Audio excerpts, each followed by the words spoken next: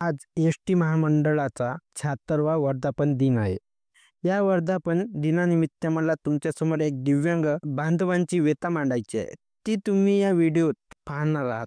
माझी एकच विनंती आहे, कृपया व्हिडिओ शेवटपर्यंत नक्की बघा. दरवेळी एस.टी. महामंडळ दिव्यांगांच्या हितासाठी जी.आर. काढते, पण तो जी.आर. प्रत्यक्षात फक्त नावापुरताच राहतो. दिव्यांगांसाठी राखीव जागा असलेला उल्लेख जी.आर.मध्ये असतो, पण त्या जागेवरही इतर प्रवासी आरामात बसलेले दिसतात. जेव्हा दिव्यांग प्रवासी आपला हक्क मागतात, तेव्हा त्यांनाच वाद सहन करावा लागतो. मी स्वतः अनेकदा वेळ पाहिला आहे दिव्यांग बांधवांना जागेसाठी वाहकाशी वाद घालताना. वाहकांची ही बेपर्वा, उद्धट आणि अपमानास्पद वागणूक दिव्यांगांना अजूनच त्रास देणे हा प्रकार कदाचित नाही, वारंवार घडतो. वर्षानुवर्ष आजही एस.टी. महामंडळाचा नवीन जी.आर. असूनही हीच परिस्थिती पाहायला मिळते. म्हणूनच माझं मुख्यमंत्री महोदय आणि परिवहन मंत्री यासारखे खास आव्हान आहे, कृपया याकडे गांभीर्याने लक्ष द्यावे.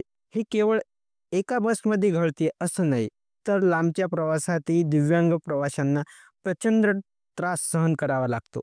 दिव्यांग हा एकाच प्रकाराचा नसतो. कोणी अंध असते, तर कोणी पायाने अधू असतो. पायाने अधू असलेली प्रवासी बसमध्ये उभा राहू शकतो का?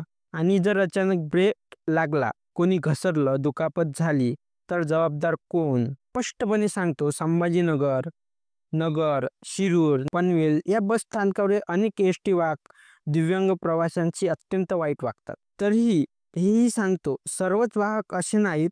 काही वरिष्ठ अनुभवी वाहक हे दिव्यांगांना अत्यंत सहानुभूतीने मदत करतात. पाहिलं आहे, त्यांचं मी मनापासून कौतुक करतो. पण जे चुकीचं वागत आहे, त्यांच्यावर कारवाई होणं हे गरजेचं आहे. दिव्यांगांनी हा संघर्ष किती काळ सहन करायचा आहे? अनेकदा मी पाहतो, अंध दिव्यांग प्रवासी स्वतःहून वृद्ध प्रवाशांना आपली सीट देतात. मग वाहकांनी दिव्यांगासाठी राखीव जागा द्यायला काय हरकत आहे? दिव्यांगांचा आधार असलेले माननीय बच्चूभाऊ कडू यांनी प्रहार संघटनेने या मुद्द्याकडे लक्ष द्यावं, ही माझी मनापासून इच्छा आहे. आणि मित्रांनो, व्हिडिओ एवढा जास्तीत जास्त शेअर करा की परिवहन मंत्री यांच्यापर्यंत हा व्हिडिओ गेलाच पाहिजे आणि बच्चूभाऊ कडू यांच्यापर्यंत हा व्हिडिओ गेलाच पाहिजे. दिव्यांगांनी किती त्रास सहन करावे.